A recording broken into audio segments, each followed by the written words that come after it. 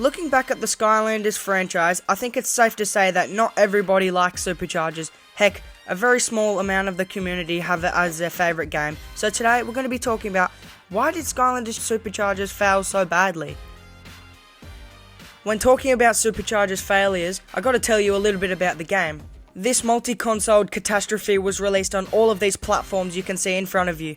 Superchargers made its glorious debut among all of these other Skylanders games that brought us so much happiness and nostalgia. Was released on September 20th in 2015 in Australia. The 10-year anniversary for this game is actually coming up later this year. And the gimmick for this game is, if you don't know, racing and vehicles, which was really mediocre and very controversial. However, Superchargers re-released figures from previous games, gave them a new design and moveset, and just made them look 10 times cooler.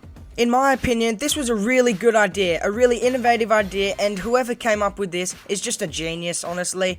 In this game, they also made a collab with Nintendo to bring in Donkey Kong and Bowser and their respected vehicles. How cool is that? You get to play as two of your favourite Nintendo characters on Skylanders.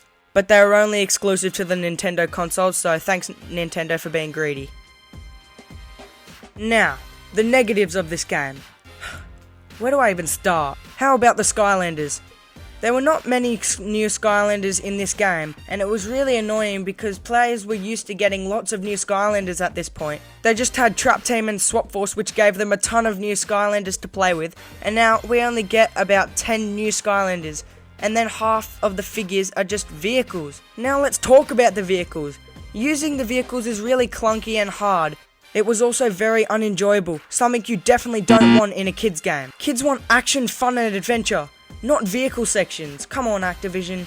Well, no actually, not Activision. Vicarious Visions. Vicarious Visions actually worked on Superchargers as well as Swap Force, but we don't need to talk about that. And in my opinion, I think that the Superchargers Skylanders aren't even that fun to play as. Yes, I know, some people are gonna come to me in the comments saying that they love playing the Superchargers. I would love to hear if you like the game Superchargers and the figures. Let me know in the comments below. I also have a problem with the main console starter packs. I mean, Spitfire's cool, but really, Supershot Stealth Elf? I hate that Skylander. She's just so weird to use and not fun. However, not everything in Superchargers is bad. For one, let's talk about the music. The music in this game is so good, like any other Skylander game. It just really gives off the essence that you're playing Skylanders, as all the games in this series have great music and great visual effects. Which is another thing we can talk about, the visual effects in this game. See how you can see on the screen? The glow from the coins, and the luminous glow from the infected mushrooms, or the glow of the gate. How cool. Going back to the brought back Skylanders, the one they rebuilt from the ground up, there's Terrafin, Pop Fizz, Roller Brawl, Jetvac, Eruptor, Trigger Happy, Gilgrunt, and Stealth Elf. All iconic Skylanders in their own right, and one of them could even be your favourite Skylander. Now, let's talk about, well, the main part of any game, the storyline.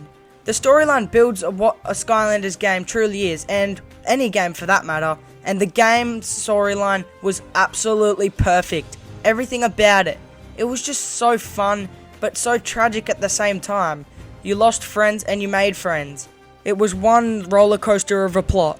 Another positive thing about this game is that if you were into the racing, you could play it online against other people. Yes, real people. How cool is that? Really adapting to modern gen games, yet keeping its original charm.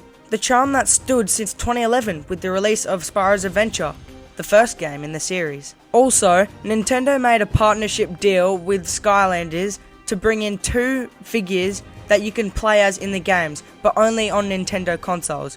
And you also get their respective vehicle. This was a really good idea, but I hate how they were strictly on the Nintendo consoles. I don't personally own these Skylanders, but I really would, because I have the Wii U version of Superchargers, so I can play as them. And a little side note, on the bottom of these figures, there was a little knob that you could turn that transformed them from Skylanders to Amiibos, so you could use them in your Nintendo games. How cool is that? A unique use for Toys to Life. This game brought good and bad things to the Skylanders series, but at the end of the day, it really isn't a good game, at least in my opinion, and a lot of people will agree with me. If you need any help answering a question or something like that, leave it in the comments and I'll get back to you as quick as I can, which will probably be within that day or maybe the next day. I'll see you guys in the next one. Make sure you guys like and subscribe. Bye.